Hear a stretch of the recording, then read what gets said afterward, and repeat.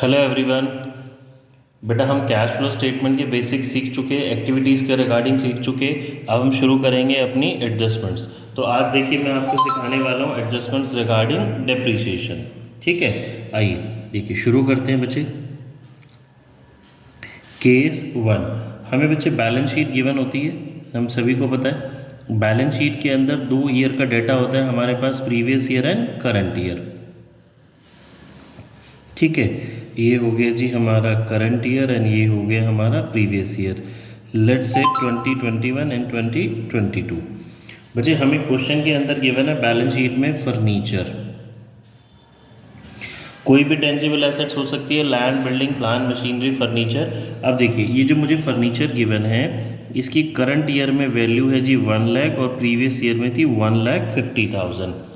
अब हमने पढ़ा बच्चे, अगर मेरा क्वेश्चन इतना ही होता है, कोई इन्फॉर्मेशन नहीं होती, एडजस्टमेंट में कुछ गिवन नहीं होता, तो हमने क्या सीखा, ये 1,50,000 से कितना हो रहा है, 1 लाख डिक्रीज हो रहा है। तो फर्नीचर का एसेट्स का क्या रूल सीखा था बच्चे हमने, अपोजिट इन्वर्स रिलेशनशिप होता है। तो डिक्रीज हो रहा है तो फर्नीचर हमारा क्या हो जाएगा, प्लस इन्वेस्टिंग एक्टिविटीज़ में इनफ्लो हो जाएगा। इसको लॉजिकली समझें तो फर्नीचर डिक्रीज हो रहा है, फर्नीचर डिक्रीज होने का मतलब बच्चे हमने सेल किया तो पैसा आया। देखिए बच्चे अब हम इसमें देखते हैं, अगर नीचे हमारे पास कोई एडजस्टमेंट होती है तो सपोज अब क्वेश्चन के अंदर लिखा है डेप्रिसिएशन ऑन फर्नीचर वॉज ₹20,000। ठीक है, मुझे बैलेंस शीट के अंदर फर्नीचर के ओपनिंग क्लोजिंग बैलेंसेस गिवन है और एडजस्टमेंट में डेप्रिसिएशन की बच्चे एडजस्टमेंट गिवन है कि डेप्रिसिएशन है फर्नीचर पे 20,000। इस केस में बच्चे हम क्या करेंगे, फर्नीचर अकाउंट बनाएंगे। याद रखेंगे जब कभी भी किसी हमारी टेंजिबल एसेट्स या intangible assets, land, building, plan, machinery, furniture की कोई एडजस्टमेंट गिवन होगी तो हम उसका क्या बना लेंगे, अकाउंट बना लेंगे। तो देखिए हम फर्नीचर अकाउंट बनाते हैं।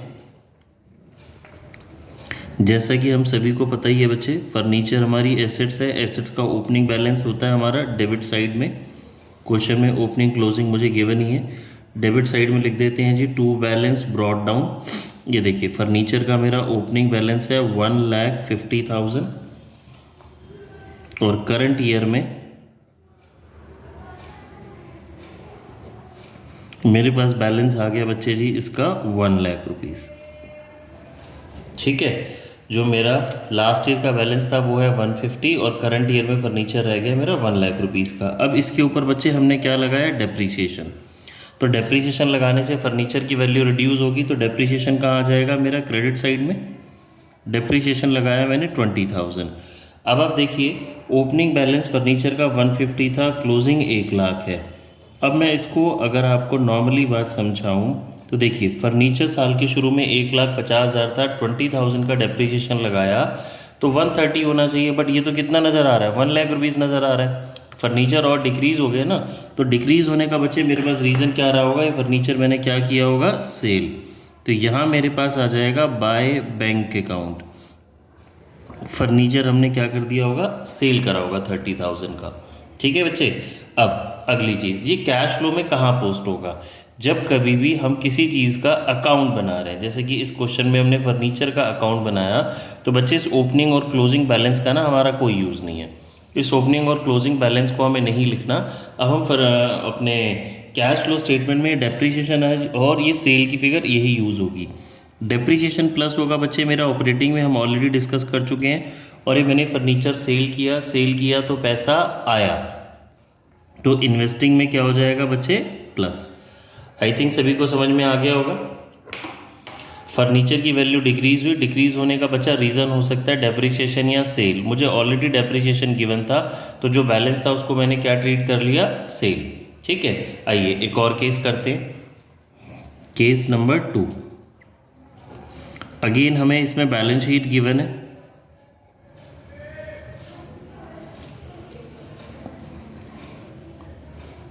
हमारा ईयर ले लेते हैं बच्चे वही हम 2021 एंड 2020। फर्नीचर मुझे क्वेश्चन के अंदर गिवन है ऑलरेडी, बैलेंस शीट में फर्नीचर नज़र आ रहा है यहाँ पे। इन फिगर्स को हम इंटरचेंज कर देते हैं। ठीक है, फर्नीचर है जी, पहले मेरा प्रीवियस ईयर में 1 लाख है, अभी कितना हो गया 1,50,000। और नीचे एडजस्टमेंट में मुझे बताया गया है जी depreciation on furniture was ₹20,000। Furniture पे डेप्रीसिएशन कितना है बच्चे 20,000। तो अगेन मैंने क्या करना है, अभी हमने सीखा हम फर्नीचर अकाउंट प्रिपेयर करेंगे।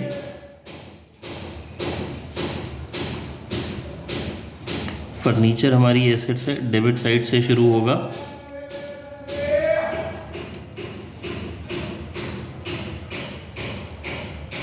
To balance brought down, furniture का ओपनिंग बैलेंस आ गया 1 लाख एंड क्लोजिंग बैलेंस आ गया मेरे पास कितना 1,50,000। ठीक है, अब आप डेप्रीसिएशन पे लगा रहे हैं फर्नीचर, ओहो गलत बोल गया, अब आप फर्नीचर पे लगा रहे हैं डेप्रीसिएशन। ठीक है, तो डेप्रीसिएशन लगाने से फर्नीचर की वैल्यू क्या हो जाएगी बच्चे, रिड्यूस। बट आप देखिए यहाँ ध्यान से लेजर में देखिए, मेरे पास ओपनिंग बैलेंस था 1,20,000 का, मैंने डेप्रीसिएशन लगाया तो फर्नीचर रिड्यूस होके कितना रहना चाहिए 80,000। बट इंस्टेड ऑफ 80,000 ये तो मुझे 1,50,000 नज़र आ रहा है, फर्नीचर बढ़ गया। तो बढ़ने का बच्चे रीज़न क्या होगा, फर्नीचर डिक्रीज होना चाहिए ना। तो बढ़ने का रीज़न क्या होगा, मैंने फर्नीचर खरीदा, ये बैलेंसिंग फिगर आ रही है मेरे पास डेबिट साइड, तो इसको मैं बोल दूंगा बच्चे टू बैंक अकाउंट परचेजेस।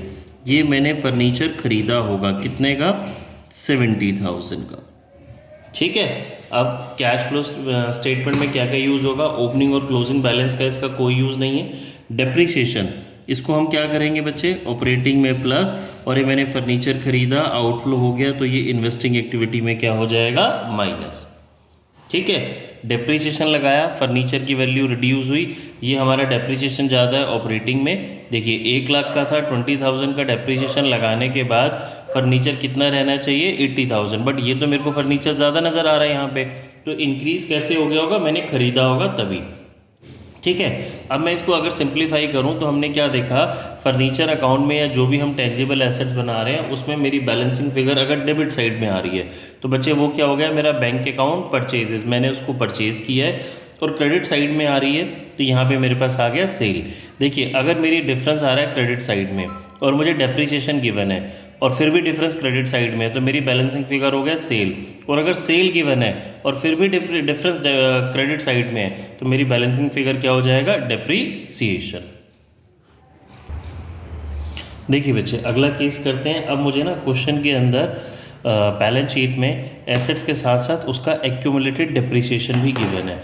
बच्चों हमने 11th क्लास में ऑलरेडी पढ़ा हुआ है, एक्यूमुलेटेड डेप्रीसिएशन का एक और नाम क्या होता है, प्रोविज़न फॉर डेप्रीसिएशन। हमने एसेट्स के अगेंस्ट प्रोविज़न बना रखा है डेप्रीसिएशन के लिए। ठीक है, अब पहले तो बच्चे इतना ही डाटा समझते हैं। देखिए क्वेश्चन में क्या गिवन है, प्रीवियस ईयर में मशीन थी 20 लाख, अभी हो गई 25,40,000। प्रीवियस ईयर में मेरा एक्यूमुलेटेड डेप्रीसिएशन था 3 लाख और अभी हो गया 4 लाख, और ये मुझे नेट फिगर्स गिवन है।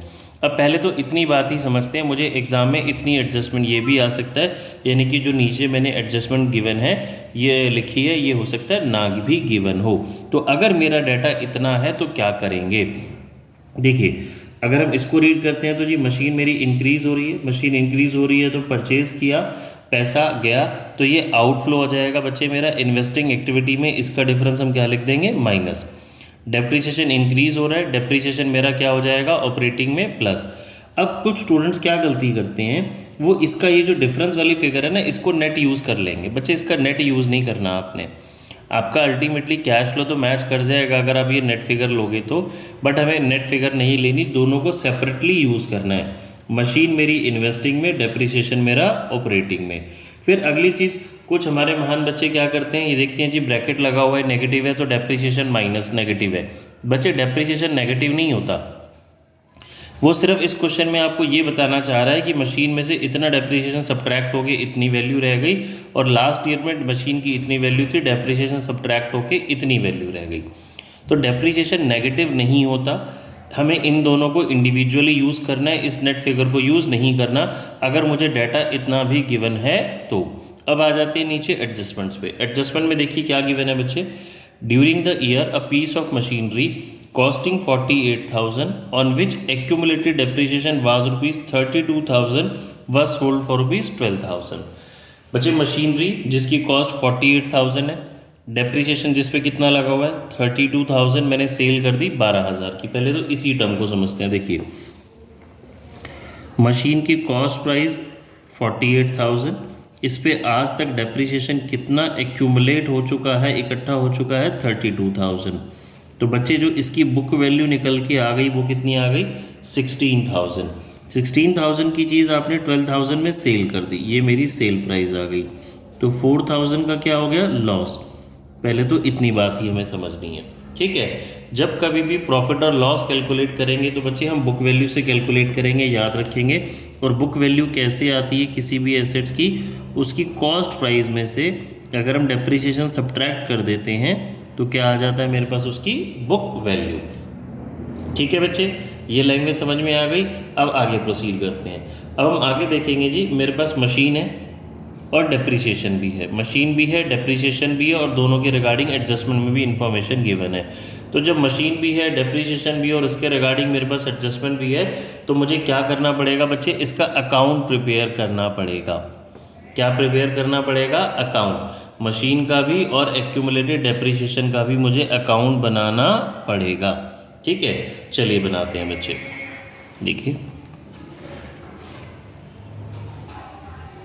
देखिए बच्चे, हमने दो अकाउंट बनाए, मशीन का और डेप्रिसिएशन का। इनके बैलेंसेस लिखते हैं।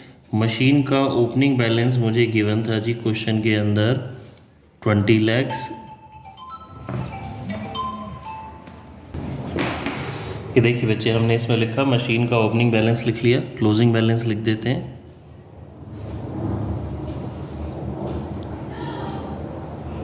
$25,40,000। जो प्रोविज़न फॉर डेप्रिसिएशन या एक्यूमुलेटेड डेप्रिसिएशन होता है ये हमारा क्रेडिट साइड से शुरू होता है। तो इसका ओपनिंग बैलेंस हो गया बच्चे मेरे पास 3 लाख, क्लोजिंग बैलेंस हो गया क्वेश्चन में गिवन है 4 लाख रुपीज़। ठीक है जी। अब एक बार मैं आपको क्वेश्चन दोबारा दिखा देता हूँ। देखिए क्या बोला था एडजस्टमेंट में, during the year piece of machinery costing 48,000 on which accumulated depreciation was ₹32,000 वह सोल्ड फॉर 12,000। हमने कैलकुलेट करके चेक कर लिया था जी 4,000 रुपये का हमें लॉस भी हो रहा है। तो देखिए ये सारी फिगर्स मेरी कहाँ पुट होंगी, मशीन अकाउंट में। मशीन मेरी एसेट है, एसेट डिक्रीज होगी क्रेडिट साइड में बाय बैंक अकाउंट। आपने मशीन सेल की है जी कितने की, 12,000 रुपीज़ की, बाय डेप्रिसिएशन अकाउंट। जो मशीन हमने सेल की है उसके ऊपर डेप्रिसिएशन कितना लगा है बच्चे आज तक, 32,000। और by statement of profit and loss, या आप डायरेक्टली लॉस भी लिख देंगे तो चलेगा, 4,000 का। देखिए ये टोटल 48,000 की मेरी मशीन की वैल्यू हो गई। हमने मशीन सेल की, डेप्रिसिएशन लगाया और लॉस। तो अब मेरा क्रेडिट साइड का टोटल आ रहा है 25,88,000। इसकी बैलेंसिंग फिगर आ गई बच्चे 5,88,000। अब बताइए क्या होगा, ये हमने ऑलरेडी पढ़ा। अगर मेरे एसेट्स में अकाउंट में डिफरेंस डेबिट साइड में आता है तो उसे हम क्या बोलते हैं बच्चे, बैंक अकाउंट परचेजेस। ये मेरी क्या हो गई, बैलेंसिंग फिगर। क्लियर है। अब डेप्रिसिएशन अकाउंट भी हमने बनाया क्योंकि मुझे डेप्रिसिएशन के बैलेंसेस भी गिवन थे। तो ये जो डेप्रिसिएशन है ना बच्चे, ये डेप्रिसिएशन पर्टिकुलरली उस मशीन के उस पार्ट के ऊपर है जो पार्ट मैंने सेल किया। ये मशीन के उस पार्ट के ऊपर है जो पार्ट मैंने क्या किया, सेल किया। तो इसको हम क्या करेंगे, इसके क्रेडिट, ये इसके क्रेडिट में है मशीन अकाउंट के, तो यहाँ पे कहाँ पोस्ट हो जाएगा, डेबिट साइड में। तो यहाँ पे हम डेबिट साइड में लिख देंगे जी टू मशीन अकाउंट के नाम से पोस्ट हो गया मेरा 32,000। अब 4,32,000, यहाँ पे भी मेरी फिगर आ गई 4,32,000। तो बैलेंसिंग फिगर 1,32,000। ये बच्चे मेरे पास आया depreciation charged during the year, depreciation charged during the year. अब बच्चे बहुत इंपॉर्टेंट मुझे चीज़ समझनी है, ये जो डेप्रीशिएशन है ये पर्टिकुलरली मशीन के उस हिस्से के ऊपर है जो हिस्सा मैंने बेचा, और ये जो डेप्रीशिएशन है ये डेप्रीशिएशन इस करंट ईयर में टोटल सारी मशीनों के ऊपर डेप्रीशिएशन है। अब आपने अकाउंट तो बना लिया, अब आप कंफ्यूज हो गए जी ऑपरेटिंग में हम डेप्रीशिएशन ये लिखेंगे टोटल लिखेंगे। तो बच्चे अब ध्यान से देखिए, ये डेप्रिसिएशन पर्टिकुलरली मशीन के उस हिस्से के ऊपर जो हिस्सा मैंने सेल किया, और ये डेप्रिसिएशन है टोटल, करंट ईयर में मेरा टोटल डेप्रिसिएशन कितना था। तो ऑपरेटिंग में ये वाला डेप्रिसिएशन नहीं जाएगा बच्चे। डेप्रिसिएशन जब आप प्रोविजन फॉर डेप्रिसिएशन अकाउंट या एक्यूमुलेटेड डेप्रिसिएशन अकाउंट बना रहे हैं, या मुझे depreciation charge during the year given है, तो ऑपरेटिंग में यही वाला डेप्रिसिएशन जाएगा। ठीक है बच्चे, अब चेक कर लेते हैं इस अकाउंट में से कौन कौन सी फिगर्स कहाँ कहाँ जाएंगी। ये मशीन मैंने सेल किया था, मशीन सेल किया तो इनफ्लो हो गया ऑपरेटिंग में, इन्वेस्टिंग में प्लस, ये डेप्रिसिएशन नहीं जाएगा कहीं भी। लॉस ऑपरेटिंग में प्लस, ओपनिंग और क्लोजिंग बैलेंसेस का कोई यूज़ नहीं है। ये मशीन मैंने परचेज़ की थी बच्चे, परचेज़ की थी तो इन्वेस्टिंग एक्टिविटी का आउटफ्लो, इन्वेस्टिंग एक्टिविटी में माइनस, ये डेप्रिसिएशन तो यहीं से पोस्ट हुआ है, और यहाँ से मेन इंपॉर्टेंट फिगर मेरी क्या निकलेगी, 1,32,000 depreciation charge during the year, ये मेरा ऑपरेटिंग में क्या हो जाएगा, प्लस।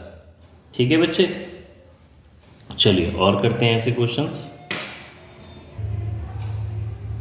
देखिए बच्चे, अगली पॉसिबिलिटी समझते हैं। बैलेंस शीट के अंदर मुझे मशीनरी यानी कि टेंजिबल एसेट्स गिवन है, ओपनिंग क्लोजिंग बैलेंसेस गिवन है।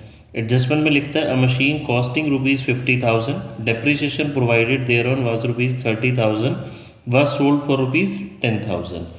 मशीन जिसकी कॉस्ट 50,000 है, डेप्रिसिएशन हमने उसके ऊपर कितना लगाया, 30,000, तो उसकी बुक वैल्यू कितनी आ गई, 20,000।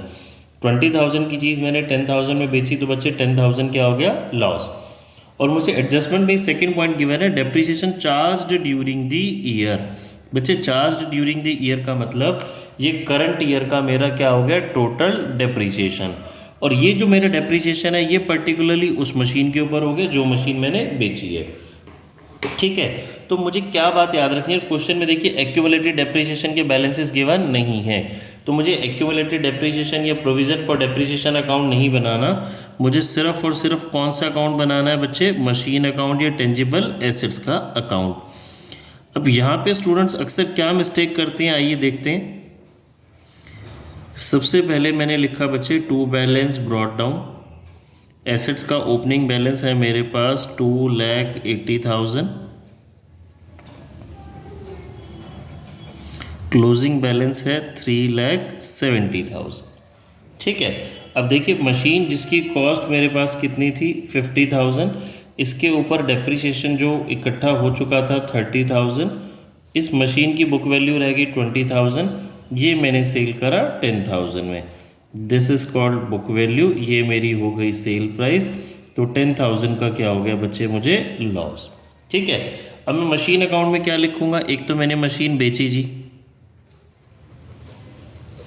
बाय बैंक अकाउंट, मैं मशीन कितने की सेल कर रहा हूँ जी, 10,000 की। By statement of profit and loss, मुझे लॉस कितना हो गया 10,000। अब बच्चे इंपॉर्टेंट चीज़ क्या है, इस में मेरे पास अब इस क्वेश्चन में दो डेप्रिसिएशन है। डेप्रिसिएशन एक तो जो पर्टिकुलरली उस मशीन के ऊपर है, और एक जो टोटल डेप्रिसिएशन है। तो मुझे क्या याद रखना है बच्चे, जब मैं मशीन अकाउंट प्रिपेयर करूंगा तो यहाँ पे अब टोटल डेप्रिसिएशन आएगा, ना कि उस मशीन का जो मशीन मैंने बेची है। ठीक है, कौन सा डेप्रिसिएशन आएगा बच्चे, total depreciation charged during the year. ये depreciation charged during the year वो है जो एक्यूमुलेटेड डेप्रिसिएशन अकाउंट से निकलता है, बट वो उसके बैलेंसेस गिवन नहीं है, तो मुझे वो नहीं बनाना। तो यहाँ पे depreciation charge during the year आ जाएगा बच्चे मेरे पास कितना, 20,000, टोटल 20,000 डेप्रिसिएशन। बात समझ में आई है। स्टूडेंट्स अक्सर क्या करेंगे, या 30,000 लिख देंगे, 30,000 नहीं लिखना बच्चे, 30,000 यहाँ मैं कब लिखूंगा, जब मुझे एक्यूमुलेटेड डेप्रिसिएशन के बैलेंसेस गिवन होंगे। अगर वो बैलेंसेस गिवन होंगे तो मैं 30 लिखूंगा, 20,000 एक्यूमुलेटेड डेप्रिसिएशन अकाउंट से निकलेगा। बट वो अगर मेरे पास नहीं है, उसके बैलेंसेस नहीं है, तो यहाँ पे depreciation charge during the year total depreciation ही आएगा। ठीक है, अभी मेरी बैलेंसिंग फिगर हो गई जी, ये इसका टोटल 4,10,000, तो यहाँ पे 1,30,000 मेरे पास आ गया to bank account purchases, balancing figure. ठीक है बच्चे, अब कौन सी चीज़ कहाँ जाएगी उसको समझ लेते हैं। ओपनिंग और क्लोजिंग का कोई यूज़ मेरे पास नहीं है, मशीन मैंने सेल की, इनफ्लो हो गया जी इन्वेस्टिंग एक्टिविटी में प्लस, ये मेरा लॉस था ऑपरेटिंग में प्लस डेप्रीसिएशन ऑपरेटिंग में प्लस ये मशीन मैंने परचेज की तो इन्वेस्टिंग एक्टिविटी का आउटफ्लो इन्वेस्टिंग में माइनस। ठीक है बच्चे, चलिए बच्चे आई थिंक आपको अच्छे से समझ में आ गया होगा और इसकी एडजस्टमेंट्स हम क्लास में करेंगे। मिलते हैं अपनी नेक्स्ट वीडियो में।